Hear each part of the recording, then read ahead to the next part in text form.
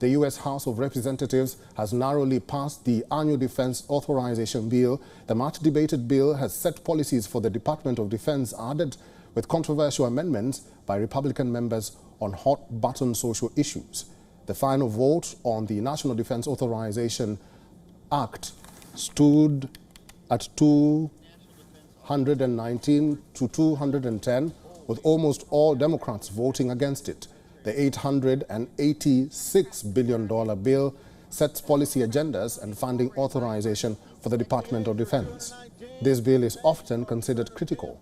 The NDAA bill includes a 5.2% increase for servicemen, provisions to counter China's influence, improve overall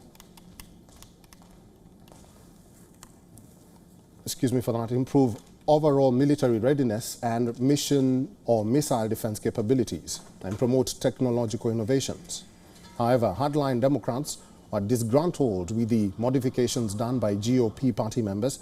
The slew of amendments include eliminating diversity, equity and inclusion programs in the Defense Department.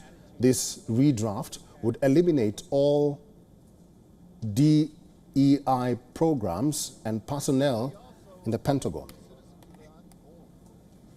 You're literally putting the lives of our service members in danger by saying, this is concretely what you are saying, units need to look a certain way by color. And I just posed this quick question. I don't know how much time I have remaining, but I'll bet you all over there can't tell me what my background is. Am I part black, part brown, part white? What am I?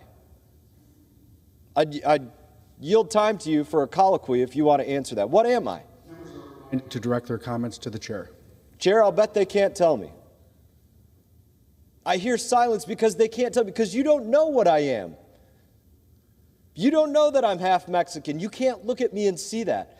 But you believe that units should be made up of something that you can't see and that you can't ask about. Idiotic policy, dangerous for our service members, and they deserve better from the other side. Another contentious amendment prohibits the Secretary of Defense from paying for or reimbursing expenses relating to abortion services. The House also passed an amendment that would bar a health care program for service members from covering hormone treatments for transgender individuals. Even though it passed the Republican majority House, the defense package is likely dead on arrival in the Senate. Given the various changes from the GOP members, it is being perceived that most of the conservative provisions will be stripped off the bill when it gets introduced in a Democrat-controlled Senate later this year. Meanwhile, the law was hailed as a huge victory by House Republicans. The ultra-conservative lawmakers have been denouncing the Biden administration's efforts to impose a liberal agenda on the military. About 3 weeks ago, we were able to say... And for more on this, our correspondent Susan Teherani has sent us this report from New York.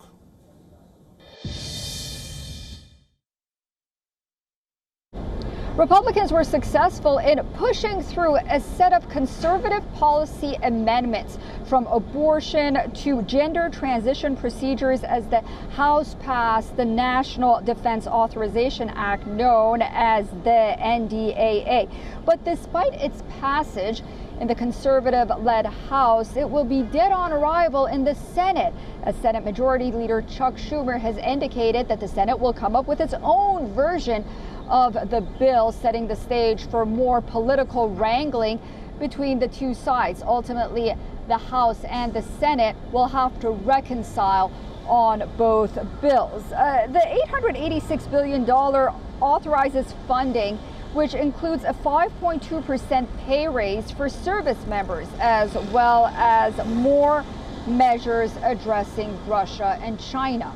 Susan Teherani reporting from New York for WION World is One. WION is now available in your country. Download the app now and get all the news on the move.